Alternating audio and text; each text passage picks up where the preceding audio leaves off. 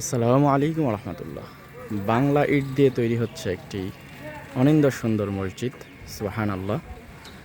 মানে মসজিদটা দেখে থমকে দাঁড়ালাম। আজকে মসজিদটা আপনাদেরকেও দেখাবো।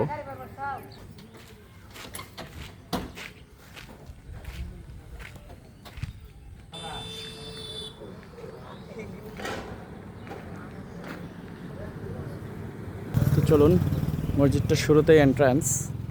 এখানে সুন্দর যারা অসুস্থ হয়তো তাদের জন্য ওঠার জায়গা। পাশে ছোট্ট একটি বাগানের ব্যবস্থা করে দেওয়া হয়েছে। দুপাশেই বাগান, সামনে পার্কিং। কাজ চলছে আলহামদুলিল্লাহ। মজার বিষয় হলো এগুলো কিন্তু সব বাংলা ইট। বাংলা ইট দিয়ে মসজিদটা করা হয়েছে। মসজিদটা মানে আমার কাছে এত চমৎকার লেগেছে। খোলামেলা দৃশ্যমান একটি পরিবেশ আপনারা দেখতে পাচ্ছেন। ভিতর সাইডটা প্লাস্টার করেছে কিছু কিছু অংশ।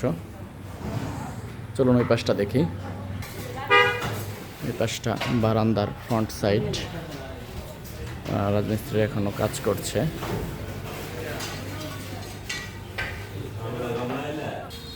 তালামারা, ভিতরে গেলাম না। উপরে একটি গম্বুজ রয়েছে এবং লং সিলিং আপনারা দেখতে পাচ্ছেন। ভিতরের সুন্দর ব্যবস্থাপনা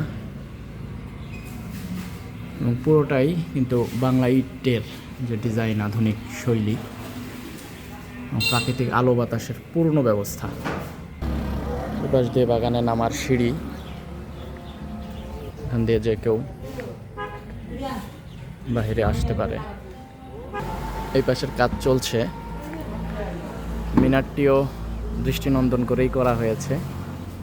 এই পাশটা অজুখানা এবং বাথরুম।